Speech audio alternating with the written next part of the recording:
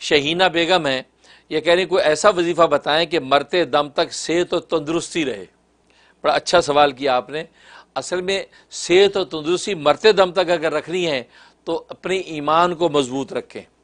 چنانچہ حدیث میں بھی آتا ہے جی قرب قیامت میں بیماریاں عام ہوگی، لیکن جس کا ایمان جتنا قوی ہوگا اللہ پر، ایمان جتنا جس کا اسٹرانگ ہوگا، فرمایا اللہ تبارک و تعالی اس کو اتنا ہی بیماریوں سے محفوظ رکھیں گے۔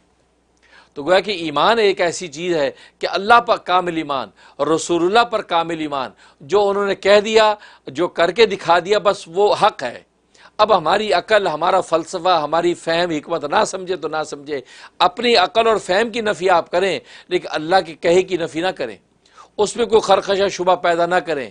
بس وہ کہ اللہ نے کہا، حق کہا ہے، باقی ہم غلط کہہ رہے ہیں، ہماری عقل غلط ہے، ہماری سوچ غلط ہے، ہمارا معاشرہ سوسائٹی غلط ہے، ہماری سائنس ٹیکنالوجی کی تحقیق غلط ہے، لیکن اللہ کا قرآن جو کہہ رہا ہے وہ سچ، نبی کی جو حدیث ہے سچ۔ بس یہ تو ایمان جتنا زیادہ، جنت حق، دوزخ حق، قبر حق، حشر حق، تو یہ سارا ایمان جتنا اسٹرانگ آپ رکھیں گے تو اس سے بیماریوں سے محفوظ رہیں گے۔ اور اس کا طریقہ یہ ہے کہ جو ایمان مفصل ہے اس کو آپ پڑھا کریں، روزانہ 11 مرتبہ ایمان مفصل دہرایا کرتے، آمنت باللہ و ملائکتہ و کتبہ و رسلہ والقدر خیری شر من اللہ والیوم الآخر والقدر خیری شر من اللہ والبعث بعد الموت۔ یہ جو ایمان مفصل ہے اس کو 11 مرتبہ روزانہ آپ پڑھ کے اپنے سینے پہ دم کیا کریں اور کہیں یا اللہ ہمیں اس پر کامل ایمان عطا فرما۔